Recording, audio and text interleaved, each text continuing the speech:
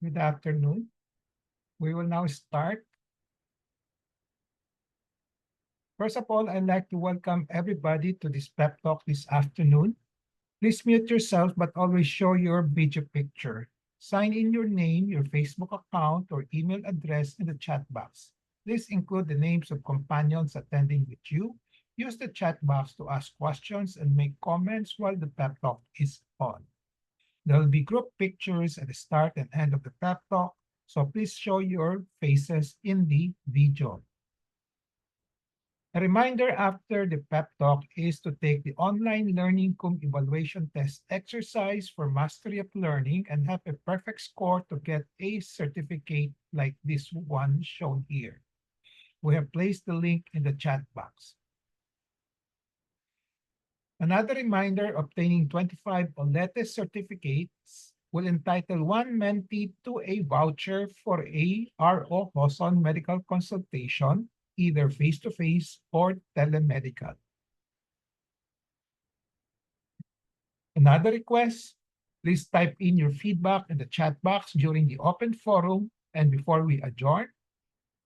Thank you. Let's now have a group picture taking before we start the pep talk proper in 2 minutes. Please turn on your video, turn and show your face.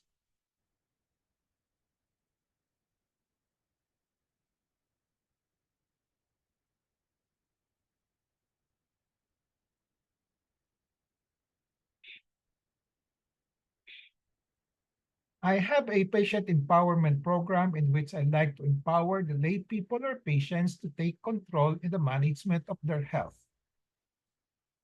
I started the pep talk on May 15, 2021 during the COVID-19 pandemic. There are 3 courses in the pep talk. I completed the core course on October 9, 2021. From October 23, 2021 onwards, I have been tackling health disorder and health issue courses. May 18, 2024 marks the start of year 4 of the ROJoson PEP Talk.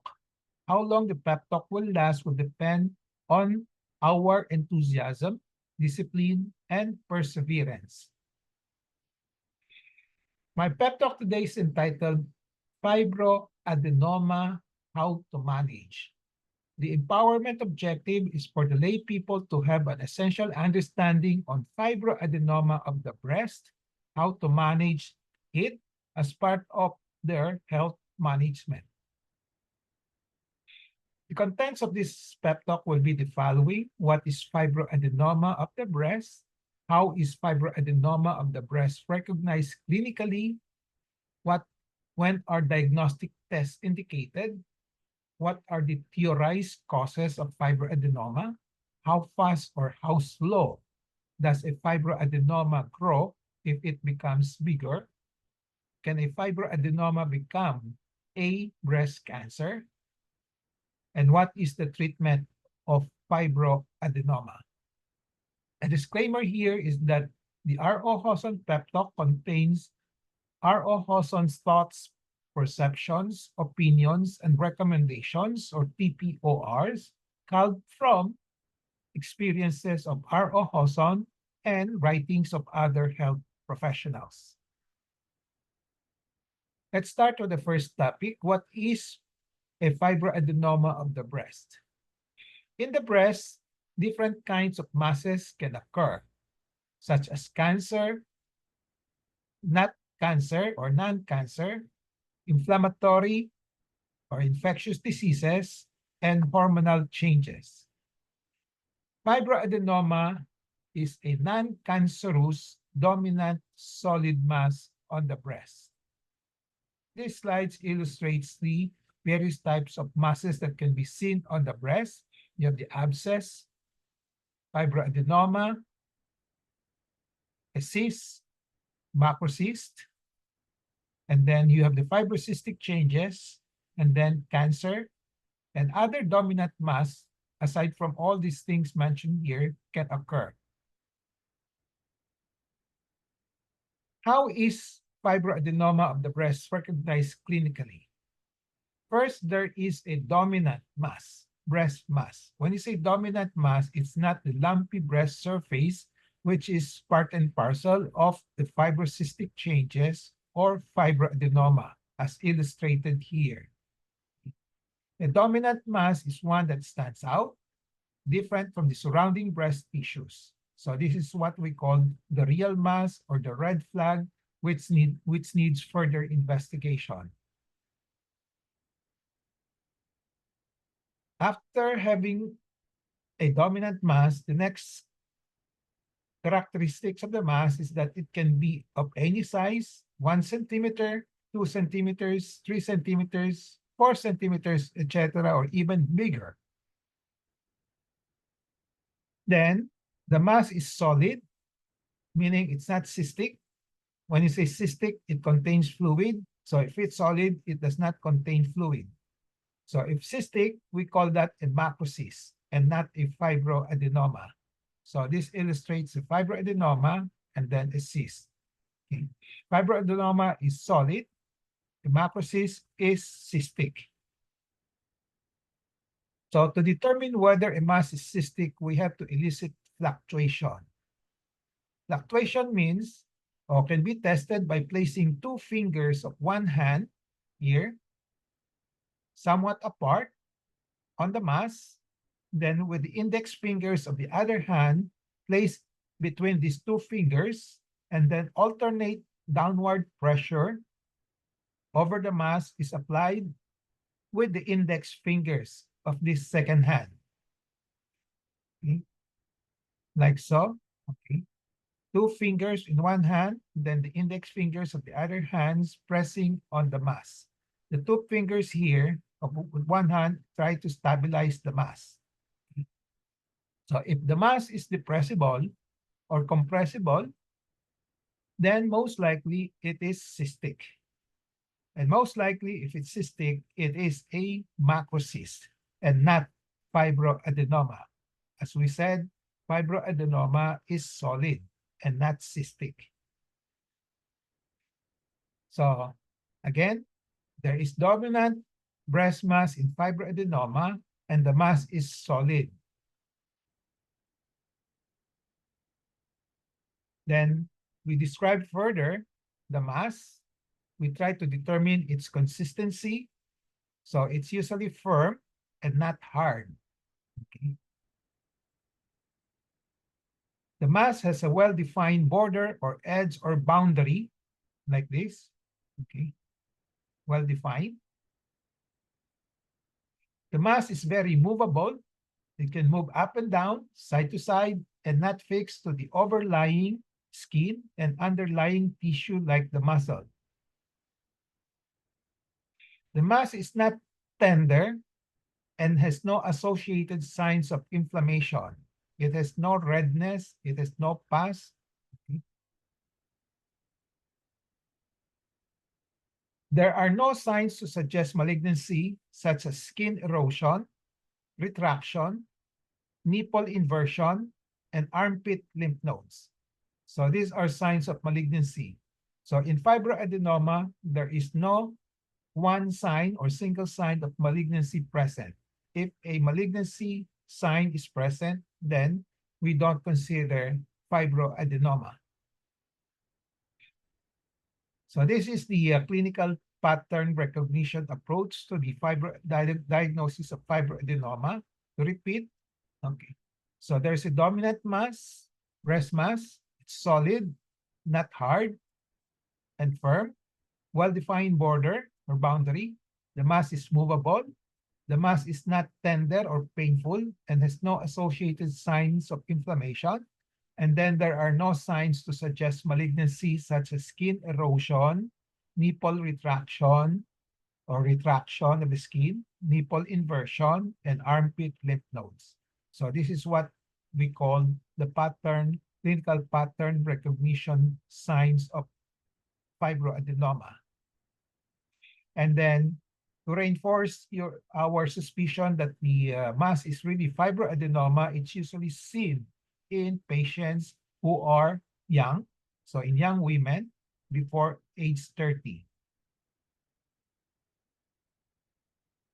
There may be multiple fibroadenomas in one breast or both breasts. So you can have two here on one breast and then have one on one breast and another one in the other breast. It's possible.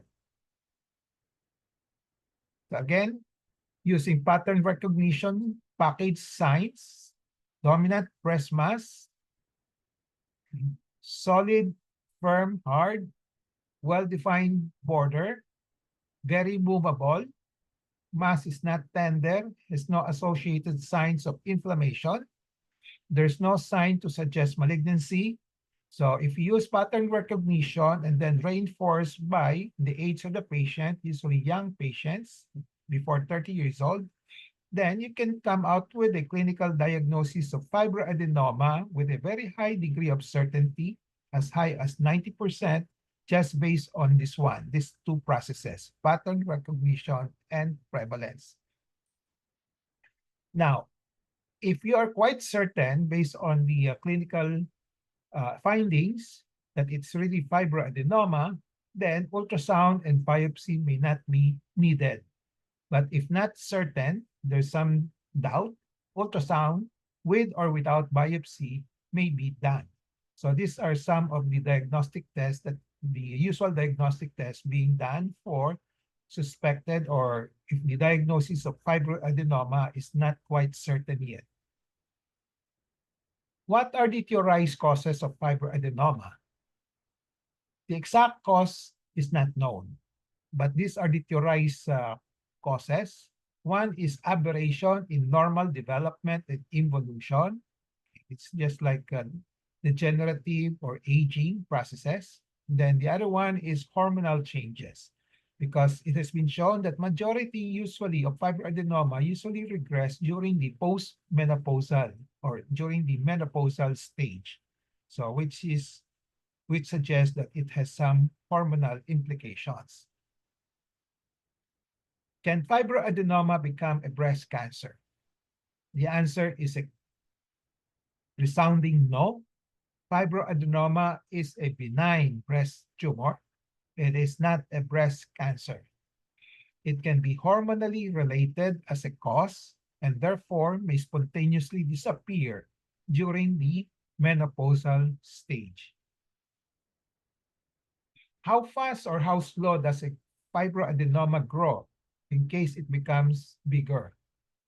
The answer here, it is very, very slow. So what is the treatment for fibroadenoma? So here are the different options. Watch and wait or observation, because it's benign, it's slow growing. You do the operation only when the size is bothersome big.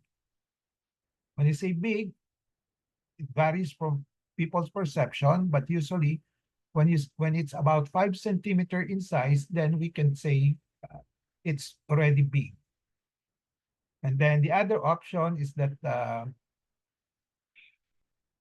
we have to remember that there's no effective medications. No? So the two options that you have are just watch and wait and observation, and then operations when the size is bothersomely big.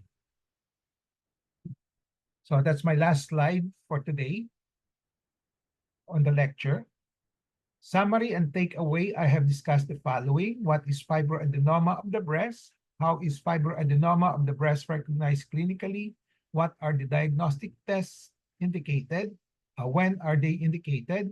What are the theorized causes of fibroadenoma? How fast or how slow does a fibroadenoma grow if it becomes bigger? And then can a fibroadenoma become a cancer? What is the treatment of fibroadenoma? Takeaway in relation to patient empowerment, be always in touch with reliable medical information on fibroadenoma of the breast and how to manage. Knowledge is power, it gives power. Use the 4 Ks of patient empowerment, kaalaman, kakayanan, karapatan, and kapangyarihan to gain greater control over decisions and make better decisions on fibroadenoma of the breast, how to manage as part of your health management. So this ends my pep talk today. Fibroadenoma of the breast, how to manage. I hope I have enlightened you or I've I've empowered you to have an essential understanding of the fibroadenoma of the breast, how to manage as part of your health management. So before we go to the question and answer portion, reminder, please take the OLETE or Online Learning Co-Evaluation Test exercise for mastery of learning and have a perfect score to get a certificate like this. We have placed the link in the chat box. Obtaining 25 OLETE certificates will entitle one mentee to a voucher for a ROJoson medical consultation, either face-to-face or telemedical. Another reminder, please type in your feedback in the chat box during the open forum and before we adjourn. So let's now have a group picture taking before we start the question and answer and interactions. Please turn on your video now and show your faces on the video.